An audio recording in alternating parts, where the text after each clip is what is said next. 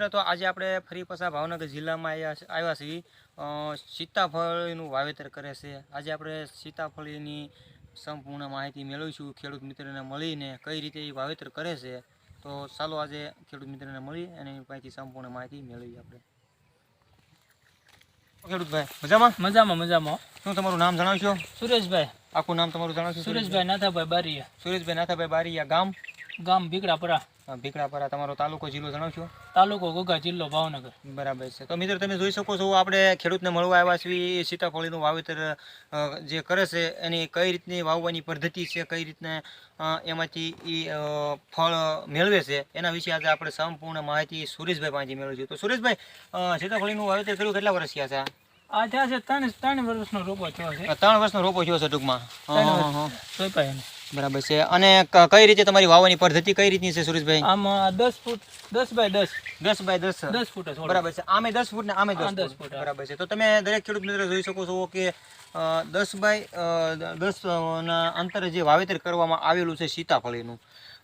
અને હાલ સીતાફળીનું તો વાવેતર છે, પણ આ બીજું શેનું વાવેતર કરેલું છે સુરેશભાઈ? આ તો જાહેર એમાં પછી તમે 5 વર્ષ સુધી ગમે કરી શકો. ટૂંકમાં 5 વર્ષ સુધી આપણે બીજું પણ વાવેતર કરી શકીએ છીએ. બરાબર છે. અને આ જે સીતાફળી છે આને કઈ દવા ખાતર તમે આપો છો? કોઈ વસ્તુ નહીં.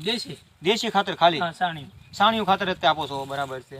બાકી કાંઈ નહીં. અને આમાં પણ ફૂલે પણ આવી ગયા છે. 3 વર્ષનો છોડવો થયો છે. આમાં સીતાફળ વણ આવ્યા છે. વણ સીતાફળ આવ્યા છે. વણ આવ્યા 3 વર્ષનો છોડવો છે. જોવા 3 વર્ષના છોડવા આવવા મળ્યા છે. બરાબર છે. પોર આવ્યા હતા પણ એમ ખેરી નાખ્યા. સમજાઈ ગયું? જે પોર સીતાફળ જે આવ્યા હતા તમે ખેરી નાખ્યા, ખેરવાનું કારણ શું? છોડવો જે એનો વિકાસ ન થયો કે સમજાઈ ગયું? બરાબર છે. મોટો ન થયો. જે પેલા વર્ષે ટૂંકમાં જે આવે છે મોરી ખેરી નાખવાનો, અને ખેરી નાખો તો વિકાસ છોડવાનો સારો મળે છે. તો તમે દરેક ખેડૂત મિત્ર જોઈ શકો છો કે જે છે આમાં કોઈ દવા નથી છાંટવામાં આવી, ખાલી દેશી ખાતર જ એને ભરેલું છે, સાણિયું ખાતર. અને 3 વર્ષનો રોપો થયો છે. અને તમે જોઈ શકો છો પેલા વર્ષે પણ આગલા વર્ષે સીતાફળ આવ્યા હતા તો એને ખેરી નાખ્યા હતા. અને સુરેશભાઈ એવું કહે છે કે ખેરવાથી પણ આને વિકાસ સારો મળે છે. એવું જ છે કે સુરેશભાઈ? હા, એવું જ છે. બરાબર છોડવો આમ વધી સારો. સમજાય? બરાબર છે. અને અંદાજે આમાંથી કેટલા કિલો ફળ નીકળી શકે? અત્યારે તો નાનો છે એટલે આમાં તો વધારે નથી, પણ ઓલામાં તો વધારે નીકળે. હજી પણ બીજું તમે વાવેતર કરેલું છે? મોટો બગીચો છે. મોટો બગીચો છે.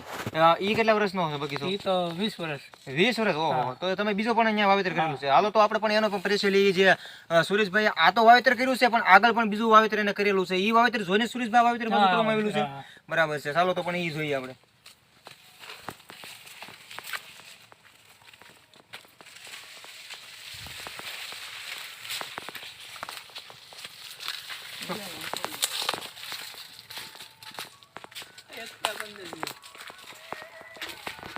તો મિત્રો તમે પણ જોઈ શકો છો કે સુરેશભાઈ પણ અહીંયા પણ સીતાફળીનું આ વાવેતર કરેલું છે.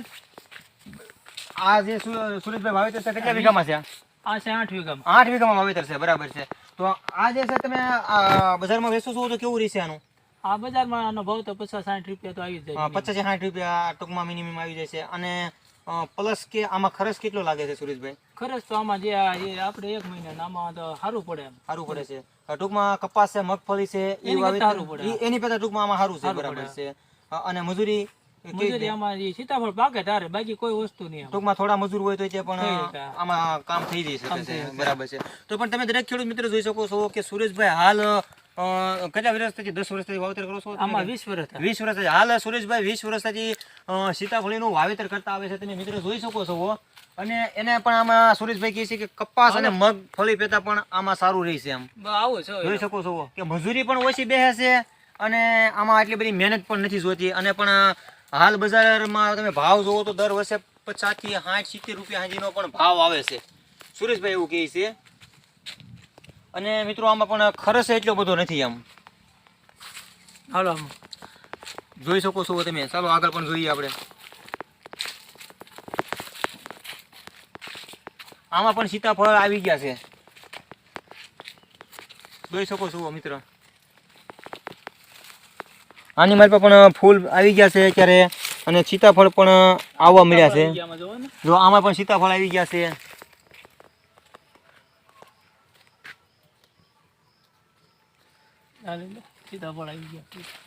ટૂંકમાં 3 વર્ષે આનું જે આવરણ શરૂ થઈ જાય છે સુરેશભાઈ? 3 વર્ષ પાકો આનો. બરાબર છે. અને 3 વર્ષ હજી પણ વાવેતર પણ આપણે કરી શકીએ આમાં.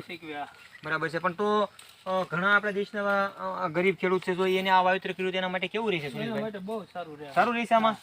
અને આમાં તમે પછી વરસમાં કોઈ વસ્તુ ન કરો તો ચાલે. વરસમાં કોઈ વસ્તુ ન કરી તો ચાલે પણ. દેવાના. બરાબર છે. પાણી ઓછું હોય તો હાલે. અને ઓછા પાણી પણ થાય છે. ઓછા પાણી થઈ જાય. બરાબર છે. અને મહેનત ઓછી, પાણી પણ ઓછું. ઓછું હા. બરાબર છે કે આપણા દેશમાં ઘણા એવા ખેડૂતો છે, પાણીનો જે સામનો બહુ કરવો પડે છે, સમસ્યા ઊભી થઈ છે, પાણી ઓછા હોય છે, હા. અને એને આ વાવેતર ટપકથી કર્યું હોય તો પણ કેમ થાય એના તોય માટે? થઈ શકે. ટપક ઉપર પણ થઈ હા, શકે. ટપક ઉપર થઈ શકે. બરાબર છે. 1 કલાક મોટર હાલે તોય એવું થઈ પાણી જાય. હોય તો કેટલાક વીઘામાં વાવેતર કરી શકે સીતાફળી? 1 કલાકમાં હાલે તો એ લગભગ મિનિમમ 3 થી 4 વીઘા તો પી જાય. 3 થી 4 વીઘા. બરાબર.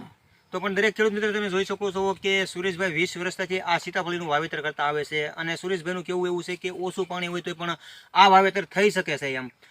અને પ્લસ કે ઓછું પાણી હોય તો ત્યાં ડ્રીપમાં પણ 4 વીઘાનું આનું વાવેતર થઈ શકે, જે ખેડૂત મિત્રને પાણી નથી હોતું.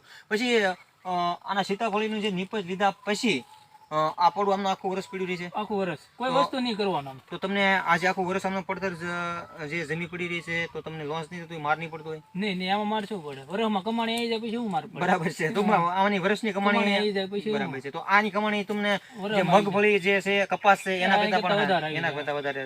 તો પણ મિત્રો હવે આપણે જાગૃત થવાની જરૂર છે કે આપણે પણ ખેડૂતો નારાજ થઈ ગયેલા છે, નારાજ થઈને બેઠા છે કે જે પાણીનો સમસ્યા ઊભી થઈ છે કે ખેડૂતને પાણી નથી હોતું ખેતરની માલપા, કૌવાની માલપા, ડારમાં પાણી નથી હોતું, તો એવા પણ ખેડૂત હિંમત હારી ગયા છે. તો મિત્રો હવે હિંમત હારવાની જરૂર નથી કે આપણે થોડુંક કલાક પાણી હાલે એવું હોય તોય પણ 4 વીઘાનું વાવેતર સીતાફળીનું થાય ડ્રીપ ઉપર, તો પણ આપણે 4 વીઘામાંથી પણ હાલ તમે જોઈ શકો છો કે 1.5 થી 2 લાખ રૂપિયાની આવક લે છે એક વર્ષની, અને મજૂરી પણ ખર્ચ પણ એવો નથી મિત્ર. તો મિત્રો અમારા વિડીયોને લાઇક કરો, સબસ્ક્રાઈબ કરો અને શેર કરો, અને અમારા વિડીયોને જોવાનો આગ્રહ રાખો, જેથી કરીને કે અમે પણ બીજા ખેડૂતને હજી મળીશું એની પાસે સંપૂર્ણ માહિતી મેળવીને પણ અમારા યુટ્યુબ ચેનલમાં અમે અપલોડ કર્યું તો તમારા સુધી પણ મળતી રહે, અને પણ બીજા પણ ખેડૂત સુધી પણ મળતી રહે મિત્રો. તો પણ અમારા વિડીયોને જોવાનો આગ્રહ રાખો અને આગળ શેર કરો. જય હિન્દ, જય ભારત.